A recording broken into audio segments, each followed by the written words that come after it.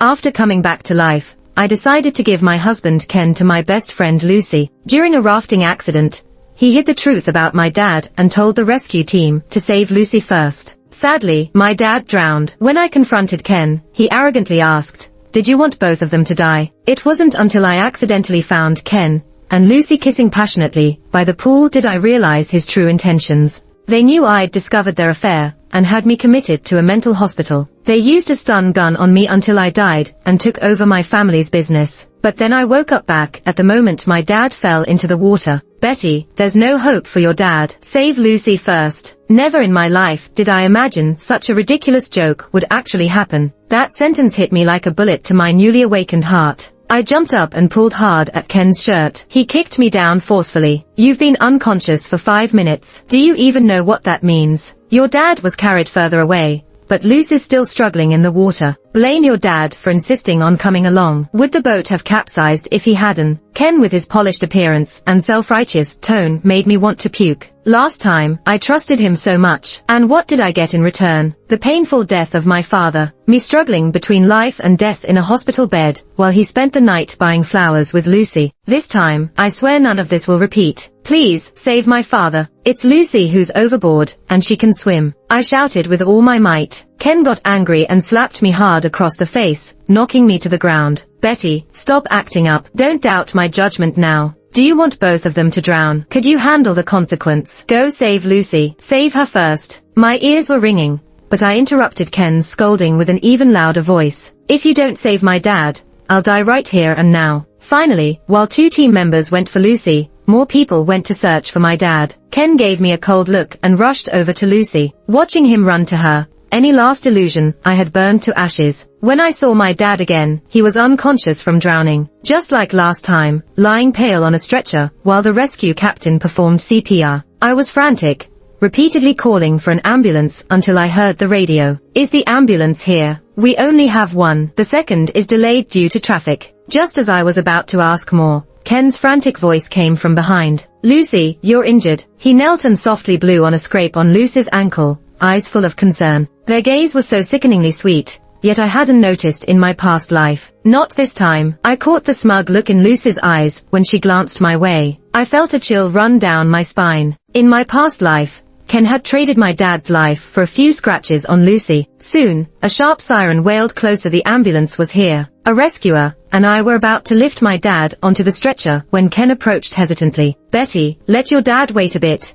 The other ambulance is almost here. Lucy's leg is severely hurt. She needs medical attention immediately." Ken blocked the ambulance, not wanting anyone to see the scene. "It's okay. Dad's always been healthy. He's just unconscious. But Lucy, she's frail and her ankle is bleeding. Move. Don't block the way." I, suddenly fed up with being polite, interrupted him angrily. Ken was taken aback, and Lucy limped over. "Betty, after all these years as friends, you're treating me like this. It's not like we aren't going to save your dad.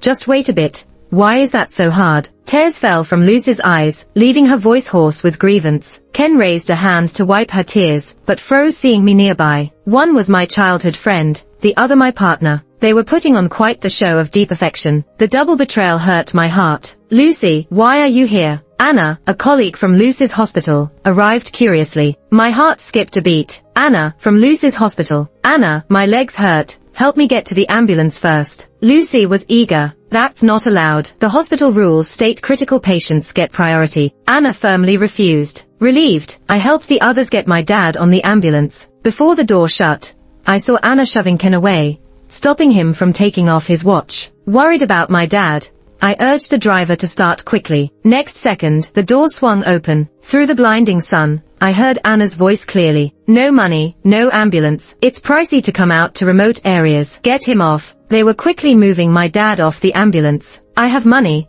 Please get my dad on the ambulance. I can pay for it," I cried desperately. "Then show us you can pay." Anna frowned. With my phone lost in the rafting river, I searched my pockets, but had no cash. Without hesitation, I offered the watch on my wrist to the nurse. "Take this Patek Philippe as collateral. That should cover the cost. Just please get my dad on the ambulance." Anna chuckled. "A Patek Philippe? Your husband just tried to scam us with a fake one, and now it's your turn." I felt cold inside, realized Ken's trick. All talk and no cash. Lucy mocked, standing with Ken. We didn't mean to trick you. Just be kind enough to do a charitable act by getting my dad on the ambulance. I shook off Ken's hand and tried to explain. Ken was lying. My watch is real. Let me use a phone to show you my bank account. Anna's face turned cold. Got money for a hospital? If not, then move aside. Take care of him at home, without wasting our time. The stretcher was being loaded off. In the end, I was left standing, watching the ambulance drive away with Lucy. I grabbed Ken's sleeve tightly. Why did you lie? I don't care about your affair with Lucy,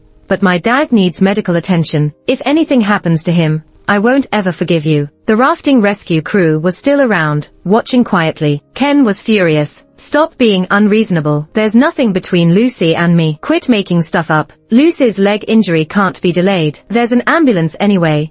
So what's wrong with having your dad wait a bit? Disappointment settled deep in my heart, like mud weighing me down. I could barely breathe. 7 years of marriage. Did you ever think of my dad as family? I finally asked the question that has haunted me for years. Ken pursed his lips, looking uncomfortable. Ken and I were each other's first love. To marry him, I gave up everything from my family. During the toughest years, I stuck by him, eating about to expire food and sleeping in storage rooms, getting covered in ant bites. He tramped through rain for 4 hours to get to the pharmacy. His eyes red, he swore while applying medicine to me. I, Ken, promised to make Betty happy. If I break this promise, let me never know peace. Eventually, his startup started showing promise. My family eased up, and we held hands in the snow, living happily. First love was sweet. So sweet I thought it would last forever. This fantasy persisted until one day after marriage, when the media dug up that my dad was an early investor in Ken's shares. Instantly, the news was everywhere. The young,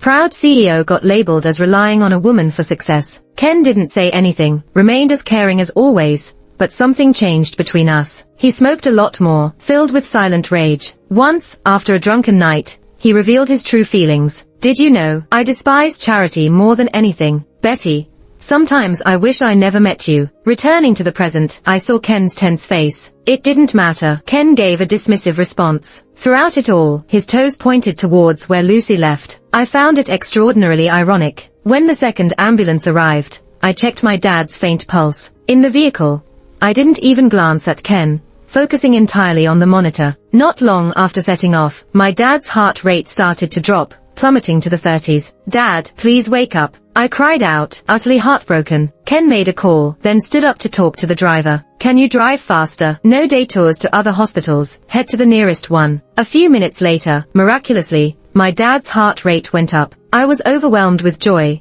suddenly finding Ken less irritating beside me. A normal hour and a half journey took less than half an hour. At the hospital, we rushed through the fast-track lane for tests. CT results were bad. Thalamic hemorrhage with considerable bleeding. The doctor informed me the town hospital couldn't treat him, needing a transfer to a more equipped facility. Ken, thanks for getting us to the hospital. Ken explained while Lucy, lips pursed, clung to him. I thought they'd have the equipment here to save him.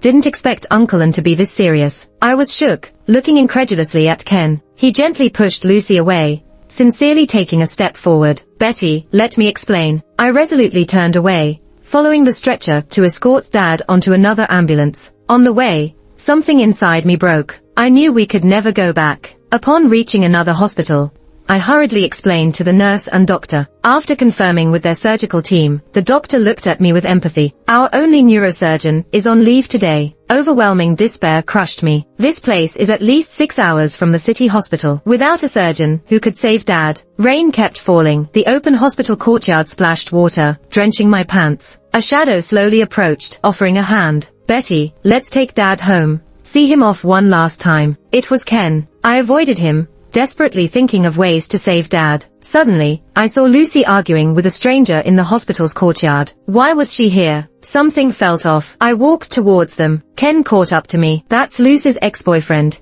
He's from a poor family, and recently started harassing her for breakup money. Pausing, Ken explained annoyed. Lucy always had a boyfriend. Quit being suspicious. The disheveled, old clothes and holy slippers on the man did match Ken's description. I stopped and returned to Dad, who was in dire straits. I couldn't waste time on curiosity. Brushing past Ken, a raindrop hit my forehead, snapping me to clarity. Wait, those weren't just worn slippers. They were medical scrubs. Under Ken's shocked gaze, I sprinted into the rain, "Doctor, I'm Betty. My dad needs surgery for brain hemorrhage." I clung firmly to the stranger's sleeve. "Are you with her?" Miss Betty here decided not to authorize the surgery. The doctor frowned. Ken came over, displeased, demanding, "Betty, what's with you clinging to some guy?" Then he tried dragging me away. Without a second thought, I slapped him. Ken held his face, stunned, as if he couldn't believe gentle me would ever hit him. Ignoring him, I confirmed the surgery and rushed to the hospital with the doctor. Ken blocked the way with condescending advice. "Betty, this small-town surgery is risky. Lucy and I only want what's best for our dad." "For my dad, you mean delay his treatment?" I coldly retorted. The security guard signaled for me to hurry and purposely blocked Ken. When Ken stumbled aside, I seized the chance to rush off with the doctor. As Dad was taken to the operating room, my taut nerves snapped. Fear and panic surged,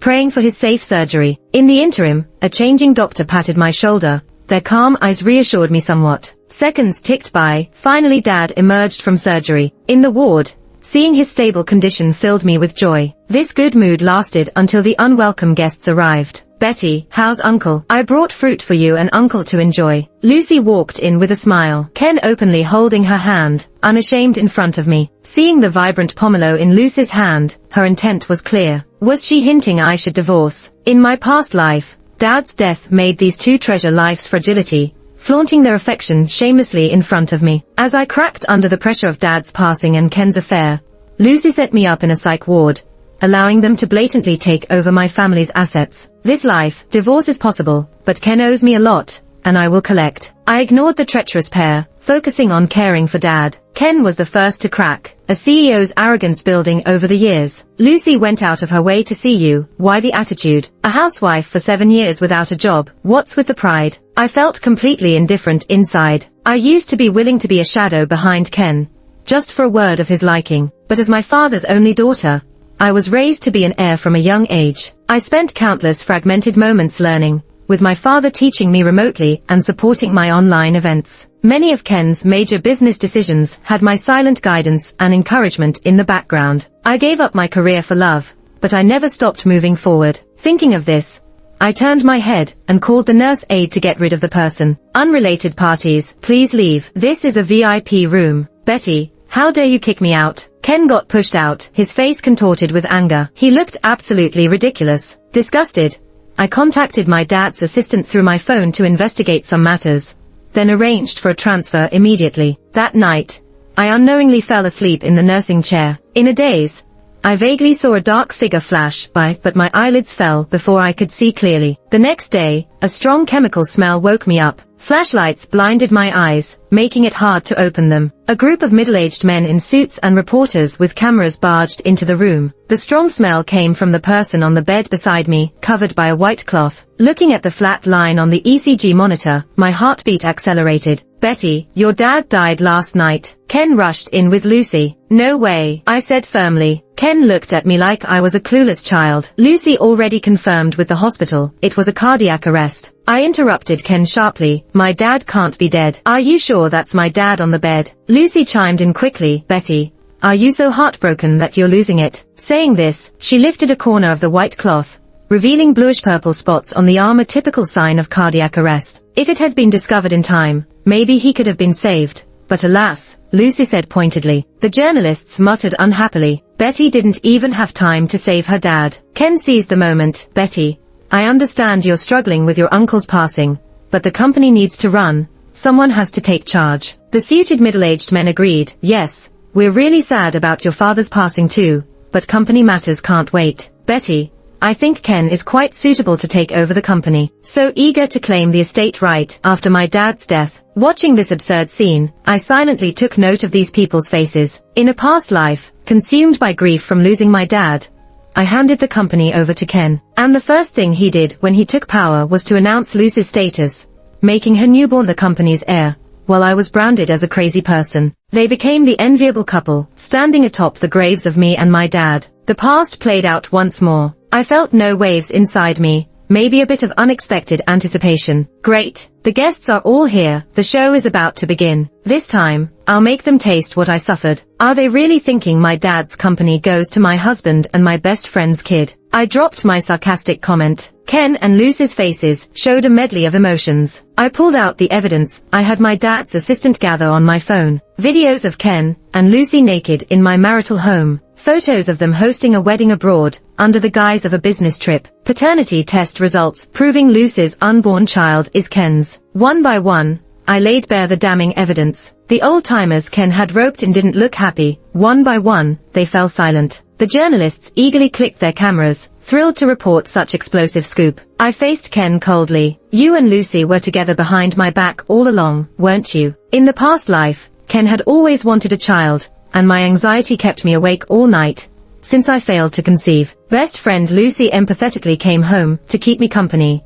secretly drugging me with sleeping pills, and slept with Ken while I was out cold. It was only after Dad died, when Lucy flaunted the photos in front of me, that I saw through them. Ken put on a stern face, speaking self-righteously. So what? What man doesn't make mistakes? You are always my wife, nothing can shake your place. Lucy's eyes instantly dimmed. I was nearly amused. Ken built his foundation on my dad's legacy, cheated, then magnanimously left me a wife's spot. Exposing Ken's guilt, he turned livid, but couldn't counter a word. Lucy suddenly jumped up excitedly. Betty, I was pregnant with Ken's child before you two even met. I should be the legal wife. Stop spouting nonsense. Ken hastily interrupted Lucy, but it was too late. At that moment, I felt my blood freeze. Lucy and I had known each other forever, knowing each other's deepest secrets, or so I thought, until now. I picked her up from the hospital after an abortion when we were young, enraged, asking who the father was. She told me sweetly that he worked overtime to save money for her, even funding her trip abroad,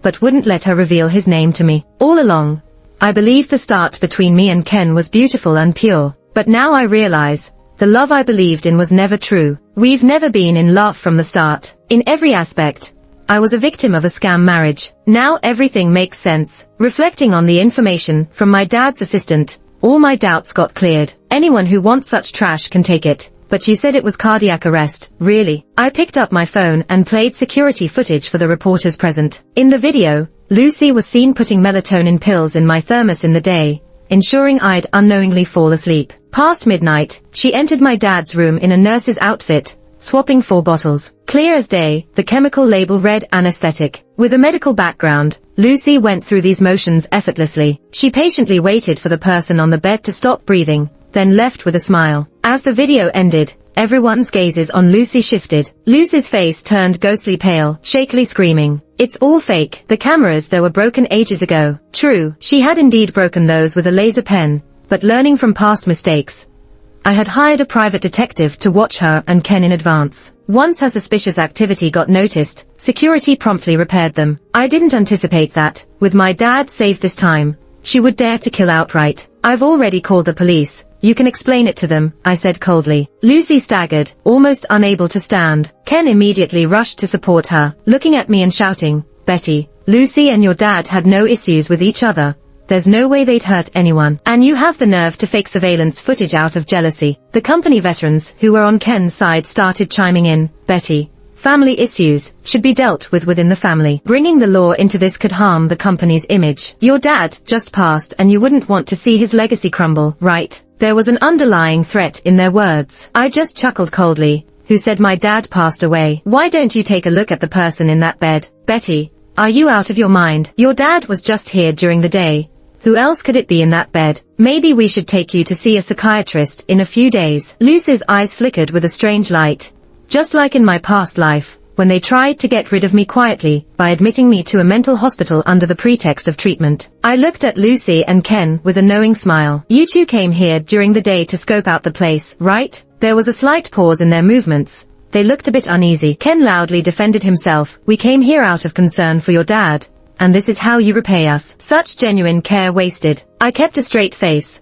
I'll say the same thing back to you. With that, I had the cover on the body lifted. Beneath the sheet was the face of a stranger, a thin, dark-skinned man. Ken looked like he had been struck by lightning at the sight of the body. In a panic, he rushed over, checking the limbs and face, muttering to himself, "How could this be? It's impossible." And finally realizing the truth, he started to cry out in pain. Lucy and everyone else in the room were in shock. Reporters quietly whispered while filming, "Wasn't it Betty's dad who passed away? Why does Ken look like it's his father who's dead?" One of the company veterans suddenly stepped back, realizing, "That's not Betty's father." Those quick to react rushed to flatter me. "Miss Betty, everything earlier was just a misunderstanding." Lucy looked pale as a ghost, trying to explain, "It can't be, the bed was right. He was just sleeping with his head covered." Ken, his eyes red, looked at me crazily. "Betty, did you set us up? How did my dad end up here? You killed him." The scene was chaotic. The twist had everyone's jaws practically hitting the floor. Thankfully, I had memories from my past life, otherwise,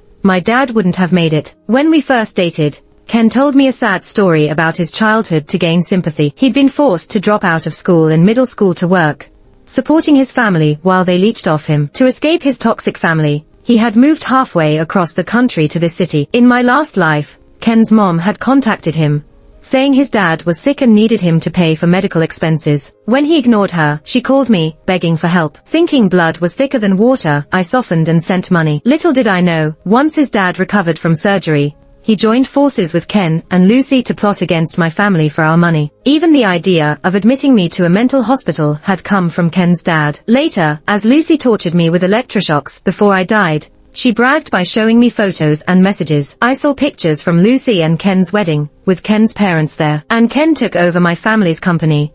They enjoyed the wealth while receiving parental blessings. In this reborn life, I transferred the VIP suite to Ken's father without hesitation. Who would have thought they'd be so ruthless as to directly target my dad? Now it's payback time. I feel no guilt. The deaths of my father and me in my previous life were tightly linked to these people. For murderers, I hold no sympathy. I looked at Ken and calmly said, "I kindly moved your dad into this VIP room, only for you to harm him. You manipulated Lucy into hating me to kill my dad, but ended up killing your own dad instead." As soon as I finished speaking, Ken's eyes seemed to shrink as if pricked with needles. Ken never imagined that seeking a quick fortune by killing his partner would result in his own father's death. Unable to accept reality, Ken questioned me with a twisted face and hatred in his eyes. "We've been together for 7 years, and just because I had a fling with Lucy, you're ruthless enough to kill my dad." Ken tried to turn the blame on me. I played a recording provided by my dad's assistant, collected by a detective. "Lucy, let's terminate the pregnancy. Betty's dad has been good to me.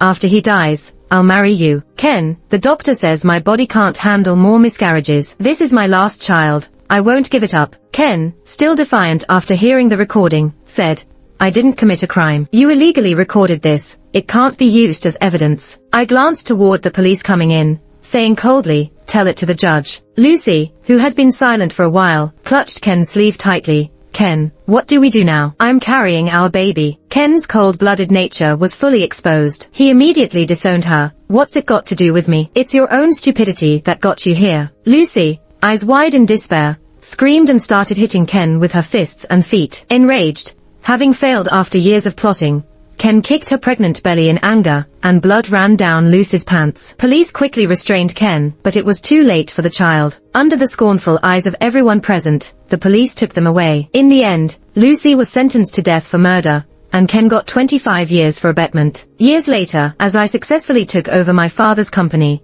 I heard a familiar name in the news. After being released, Ken could not reconcile his father's death at his hands. His mother, unable to accept it, opened the gas line one night, ending both their lives. I walked with my father through the spring forest, watching butterflies dance over streams and wildflowers blanketing the hills.